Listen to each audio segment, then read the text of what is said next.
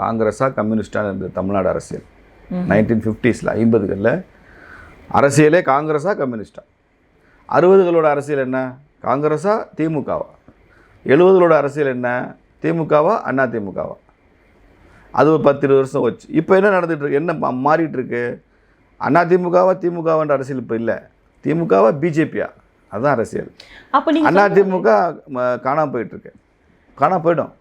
ஆனால் திமுக மட்டும் உங்களால் அசைக்க முடியல. அப்படி பார்த்தா திமுக மட்டும் ஸ்டாண்டர்டாக இருக்கு இல்லையா? அதுக்கு பல காரணங்கள் இருக்கு. அதாவது அடுத்தடுத்த தலைவர்கள் வர்றது, ஒரே தலைவருடைய ஆயுள் ரொம்ப ஒரு ஸ்ட்ராங்கான லீடர், அவருக்கு நீண்ட ஆயுளும் அமைஞ்சு இறைவன் புண்ணியத்தில் அமைஞ்சிருச்சுன்னு வச்சுங்க, அவர் ஆயுஷ் காலம் முழுக்க அந்த கட்சியை கட்டி காப்பாற்ற முடியுது. இப்போது கலைஞர் இறக்கும்போது அவருக்கு 95-96 வயசு. எம்ஜிஆர் இறக்குறப்போ 70 வயசு தான். கருப்பையா மூவ் பண்ணார் சின்ன வயசுலேயே. அவர் இன்னும் ஒரு 15-20 வருஷம் அரசியல் செய்ய வேண்டியவர் துரதிருஷ்டவசமாக காலமாயிடுறாங்க. இப்படி பல பேர். அப்போ அந்த அந்த காமராஜர் எடுத்துங்க, 72 வயதில் காமராஜர் காலமாகிறார்.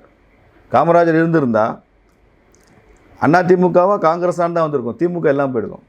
புரியுதா உங்களுக்கு? 72ல் திண்டுக்கல் பாராளுமன்றத்துக்கு இடைத்தேர்தல் நடக்குது. அதுதான் ஃபஸ்ட் டைம் ஏடிஎம்கே ஜெயிக்குது. அப்புறம் நம்பர் 2 பார்ட்டி அது காங்கிரஸ், காமராஜர் இருந்த காங்கிரஸ். நம்பர் 3 தான் திமுக. அப்போ திமுக ஸ்டேட்டில் ரூலிங் பார்ட்டி 3வது பிளேஸ். அப்போ காமராஜருடைய மரணம் திமுகவுக்கு ஒரு பெரிய வாய்ப்பை கொடுத்துருச்சு. புரியுதா? இது வரைக்கும் யாரும் கொடுக்காத விளக்கத்தை கொடுக்குறீங்களா சார்? ஆமாம், அரசியல்னு அப்படி தானே புரிஞ்சுக்கணும் நீங்கள். அப்போ வந்து காமராஜர் மாத்திரம் இன்னொரு 10 வருஷம் இருந்திருந்தாருன்னா திமுகவா அண்ணா திமுகவான்னு இருந்திருக்காது. அண்ணா திமுகவா காங்கிரஸான்னு அரசியல் போயிருக்கும். அவருடைய மரணம் தான் இங்கே திமுகவுக்கு புது வாழ்க்கை கொடுத்துச்சு. அப்போ ஒரு கட்சிக்கு வந்து ஸ்ட்ராங் அப்படி பார்த்தா வாரிசு அரசியல் தான் பெஸ்ட். வாரிசு இல்லைங்க, ஸ்ட்ராங்கான லீடர்ஸ். அது வந்து வாரிசு மூலமும் கிடைக்கிறாங்க, வாரிசுகள்னாலேயே வலிமையான தலைவர் இல்லாமலும் போயிடுறாங்க. இப்போ உதாரணமாக நேருக்கு அப்புறம் இந்திரா காந்தி அம்மா வாரிசு தான், ஆனால் வலிமையான தலைவர் தான். இந்திரா காந்திக்கு அப்புறம் ராஜீவ் காந்தி 50% தான் வலிமையான தலைவர். ஒரு தடவை ஆட்சிக்கு வந்தார், 2ஆம் முறை ஆட்சிக்கு வர முடியல அவரால். புரியுதா? நேருவால் 3 முறை ஆட்சிக்கு வர முடிஞ்சது. இந்திரா காந்தி அம்மாவால் 2 முறை ஆட்சிக்கு வந்த முடியுது, எல்லாம் வாரிசு. ராஜீவால் 1 முறை தான் முடிஞ்சது, ராகுலால் 1 முறை கூட முடியல. அப்போ அடுத்தடுத்த வாரிசுகள் பலவீனமாக இருக்காங்க. புரியுதா? ஆனால் அவங்க கட்சியை கட்டுக்கோப்பாக வச்சுக்க முடியுது அவங்களால்.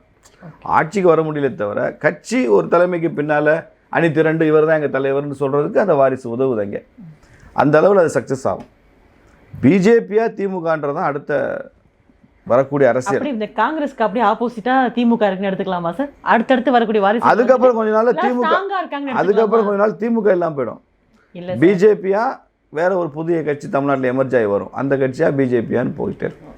நீங்கள் அப்படி பார்க்கக்கூடாது இல்லை. இப்போ நீங்கள் என்ன சொன்னீங்க, வாரிசில் வந்தாலும் கூட நல்ல ஸ்ட்ராங்கஸ்ட் லீடர் வரும்போது அந்த கட்சி வந்து இன்னும் கட்டுக்கோப்பா இன்னும் ஸ்ட்ராங் ஆகுதுன்னு சொல்கிறீங்க. கலைஞர் இருந்தார், அதுக்கப்புறம் வந்துட்டு இப்போ ஸ்டாலின் அவர்கள் இருக்காரு சிஎம்மா, அதுக்கப்புறம் உதயநிதி அவர்கள் வந்துட்டு இருக்காரு, அதுக்கப்புறம் அவருடைய சன்னும் வந்துட்டு இருக்காரு.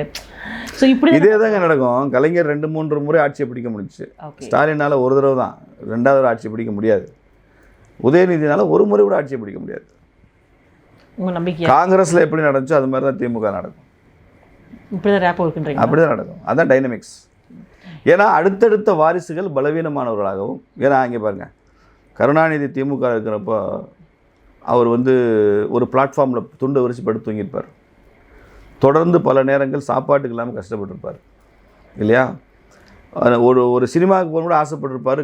பையை தடவி பார்த்தா கையில் பணம் இருக்காது. அப்படி தானே அவங்க ஏர்லி லைஃப் ஆரம்பித்தாங்க. எம்ஜிஆர் அப்படி தான் இருந்திருப்பார், காமராஜர் அப்படி தான் இருந்திருப்பார். ஆனால் ஸ்டாலின் அந்த வயசில் சொகுசு வாழ்க்கை வாழ்ந்தவர் தான். ஏன்னா அப்பா சிஎம்ல பெரிய பதவியில் இருக்கார். அப்போ இவருக்கு வந்து அந்த மாதிரி எந்த கஷ்டமும் இவருக்கு இருந்திருக்காரு. ரொம்ப ஜாலியாக ஃப்ரீயாக இருந்திருப்பார். 3ஆம் தலைமுறை வாங்க உதயநிதி. இவர் எமர்ஜ் ஆகிற நேரத்தில் லக்ஸரி. ஸ்டாலினுக்காவது வசதியான வாழ்க்கை, இவருக்கு சொகுசான வாழ்க்கை. Luxury kills the spirit. எப்போயெல்லாம் வந்து சொகுசு கூட்டிகிட்டே போதோ குடும்பங்கள் அடுத்த தலைமுறையில், அது வந்து அந்த குடும்பத்தினுடைய ஸ்பிரிட்டை குலைச்சிடும், அதை வந்து டைல்யூட் பண்ணிவிடும், அந்த வேகம் இருக்காது.